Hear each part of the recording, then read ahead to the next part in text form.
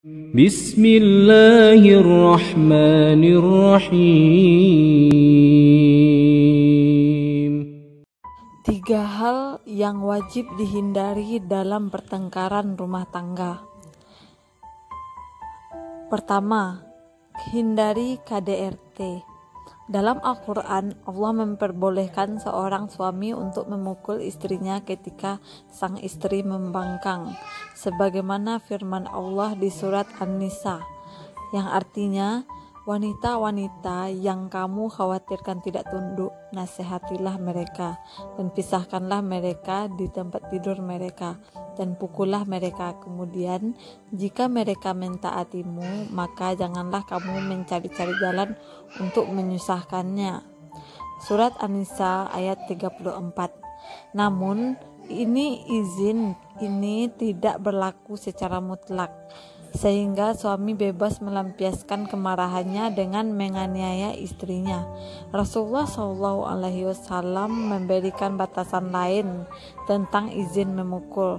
Yang pertama, tidak boleh di daerah kepala, sebagaimana sabda beliau, jangan memukul wajah. Mencakup kata wajah adalah semua kepala, karena kepala manusia adalah hal yang paling penting. Ada banyak organ vital yang menjadi pusat indera manusia. Yang kedua, tidak boleh menyakitkan. Batasan ini disebutkan oleh Rasulullah SAW dalam khutbah beliau ketika di Arafah,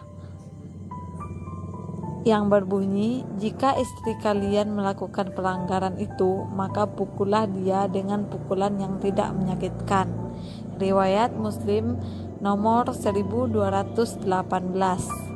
Keterangan ini juga disebutkan Al-Bukhari dalam sahihnya ketika beliau menjelaskan firman Allah di surat An-Nisa ayat 34 di atas. Atta bin Abi Rabah pernah bertanya kepada Ibnu Abbas, saya pernah bertanya kepada Ibnu Abbas apa maksud pukulan yang tidak menyakitkan. Beliau menjawab, pukulan dengan kayu siwak atau sikat gigi atau semacamnya.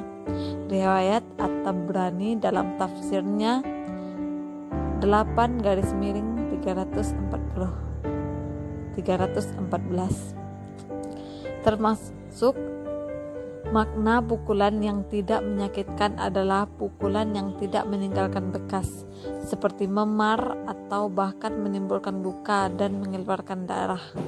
Karena sejatinya pukulan itu tidak bertujuan untuk menyakiti, tapi pukulan itu dalam rangka mendidik istri. Namun meskipun ada izin untuk memukul ringan, tidak memukul tentu jauh lebih baik, karena wanita yang lemah bukanlah lawan yang seimbang bagi lelaki yang gagah. Rasulullah SAW bersabda, orang yang hebat bukanlah orang yang sering menang dalam perkelahian, namun orang hebat adalah orang yang bisa menahan emosi ketika marah. Riwayat Bukhari 6114 dan Muslim 2609. Kedua, hindari caci maki. Siapapun kita tidak akan bersedia ketika dicaci maki. Karena itulah syariat hanya membolehkan hal ini dalam satu keadaan, yaitu ketika seseorang dizolimi. Allah Subhanahu wa Ta'ala berfirman, Allah tidak menyukai ucapan buruk atau caci maki yang diucapkan dengan terus terang kecuali oleh orang yang dianiaya. Surat An-Nisa ayat 148. Setidaknya ketika dia mampu memberi balasan secara fisik, dia mampu membalas dengan melukai hati orang yang menzaliminya.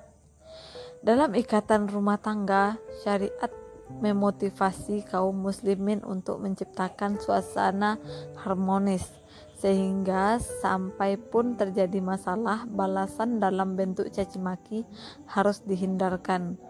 Karena kalimat cacian dan makian akan menancap dalam hati dan bisa jadi akan sangat membekas, sehingga akan sulit untuk bisa mengobatinya.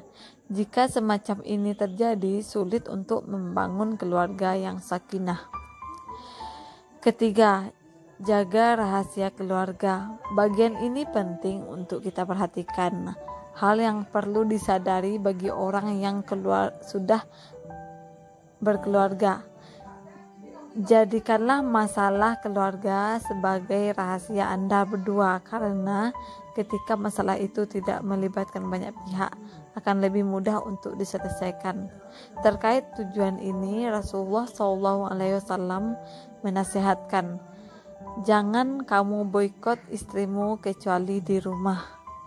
Ketika suami harus mengambil langkah memboikot istri karena masalah tertentu, jangan sampai boikot ini tersebar keluar sehingga diketahui banyak orang. Sekalipun suami istri sedang panas emosinya, namun ketika di luar harus menampakkan seolah tidak ada masalah, kecuali jika Anda melaporkan kepada pihak yang berwenang dan dalam rangka dilakukan perbaikan. Nah, sahabat, lalu siapakah pihak yang berwenang? Pihak yang posisinya bisa mengendalikan dan memberi solusi atas masalah keluarga. Dalam hal ini bisa KUA, hakim ustadz yang amanah, atau mertua. Kami sebut mertua karena dia berwenang untuk mengendalikan putra-putrinya. Dan agar tidak salah paham, berikut keterangan lebih rinci ya. Ketika suami melakukan kesalahan, tidak selayaknya sang istri melaporkan kesalahan suami ini kepada orang tua istri, tapi hendaknya ia laporkan kepada orang yang mampu mengendalikan suami, misalnya tokoh agama yang disegani suami atau orang tua suami. Demikian pula ketika sumber masalah adalah istri, hendaknya suami tidak melaporkannya kepada orang tuanya, tetapi dia laporkan ke mertuanya atau orang tua istri. Cukup jelas ya, semoga bermanfaat. Wassalamualaikum.